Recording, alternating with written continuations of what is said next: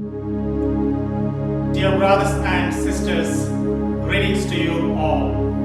It's Christmas for you, for me, and for everyone in this world. The celebration of Christ's birth unites us and invites us to reflect with baby Jesus and also to become like another baby Jesus for the world today. So to help us, I invite you to reflect with me on the theme, Find a Baby in a Manger.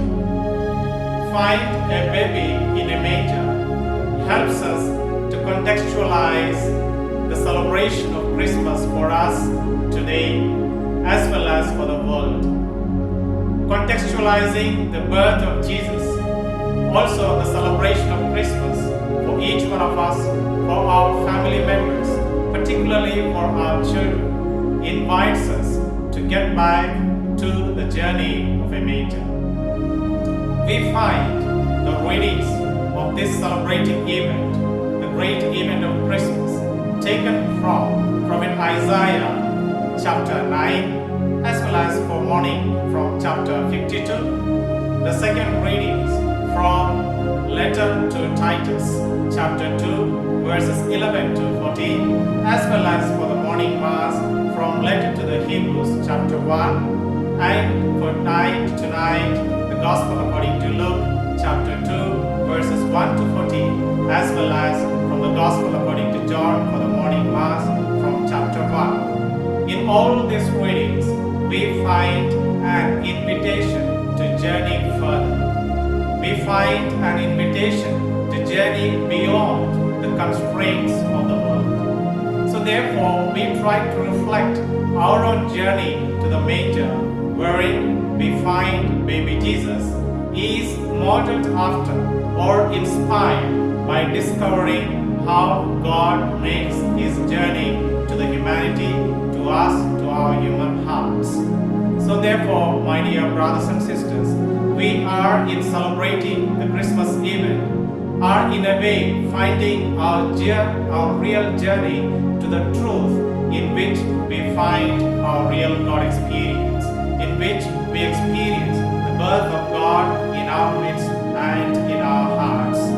We find in Prophet Isaiah, the people are making a journey from wilderness and then await a great harvest. They are making a journey from the suffering context, from the exiling context, to a journey of freedom once again. So in this Isaianic suffering community, God presents himself as one who controls the history. God is the one who liberates them, and God comes to them as king, but God also comes to them as an everlasting father, but God also comes to them like a little prince, a prince of peace. With him, the entire community can find companionship. We also find in letter to Titus that God is inviting through the inspiration and guidance of St. Paul as well as his companion Titus to the community that they make a journey from ungodliness to godliness. In this journey, they will rediscover their true identity, that they are to await for the coming of the glorious King, Christ our Savior. So in this journey for awaiting the appearance of the glory of God, we are invited to have that experience of redemption in the person of Jesus.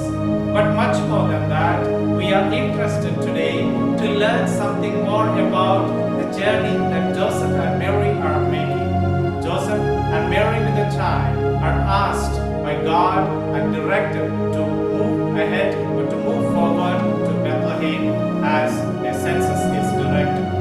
But Luke has a quite interesting way of channelizing the story to a perfect end. Luke is positively making use the political, the religious surroundings to show and highlight the greatness of the story, the birth of Jesus. So we have reference to Caesar Augustus. We also have reference to Governor Quirinius, the governor of Syria. But we also know hidden in this story is a reference to the religious leaders of the Jerusalem temple. So when all these people are mentioned, Luke is telling us that the birth of the Savior is not only revealed to Joseph and Mary, but also there is, in a way, the world is unconsciously participating in welcoming God, or at least the event of the birth of the Savior in the midst of humanity. We also have interesting character and the figure and the symbol of shepherds in the story today. So Luke presents all these persons and the events of Christ's birth in an interesting manner, but highlights the meeting point. The meeting point is find a baby in a manger. So find a baby in a manger is not only a challenge to the political establishment, not only a challenge to both Joseph and Mary, not only a challenge to the shepherds, but it's also a great challenge for us. In this journey, we are invited to move beyond ourselves towards finding God in a manger. It simply tells us, find God in the given context. In the given context of the political establishment, both Caesar Augustus and Governor Quirinius, governor of Syria, as well as the political establishment of Jerusalem temple, did not make effort to find the real Prince of Peace. They were not aware consciously of how this great story is unfolding. But the poor ones like Joseph and Mary are main partners to participate in this greatest event.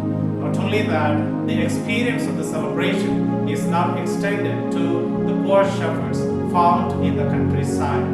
So my dear brothers and sisters, to find a baby in a manger means, like Joseph and Mary, we are called to get out of our comfort zone. Like we need to get off the place of Nazareth and move towards the Judean countryside, the place of Bethlehem. Not only they, but the shepherds also are making from the countryside, they are now making journey to Bethlehem as guided and directed by the angel of God. So in all this greatest event, clue or a sign and symbol is find a baby in a manger. So find a baby in a manger is simply enabling us to understand our true journey towards God. Our true journey towards God is modeled after God's own journey. God's own journey is symbolized by God's greatest desire. God's own desire, or God's greatest desire, is to come and dwell in our midst. And this is to celebrate of human life. And God celebrates human life by redeeming it. And by redeeming it, God invites us that we make this journey. It means that we are to move away from ungodliness and embrace that godly nature in us which we are, or with which we are created. So God comes into our midst, and God dwells in the depth of our heart to celebrate of human life. And in this celebration of human life, we are invited to discover the other, who are found in a manger-like situation, the poor, the downtrodden, the neglected by the society, or the discriminated by the ruling or political establishment. But we are also invited in a great way to find the other, the greatest of all, God, but in a given situation. In a given situation that we celebrate in the Christmas event is God being born in human through Mother Mary, as well as being laid in a manger. Being born through Mother Mary and being laid in a manger is very well explained by Saint Bernard. Saint Bernard tells us that in celebrating this event, this single event, we are celebrating three miracle deeds of God. That is, God becomes human, and God chooses Mary, and she becomes the mother of the Savior, but still remains a virgin.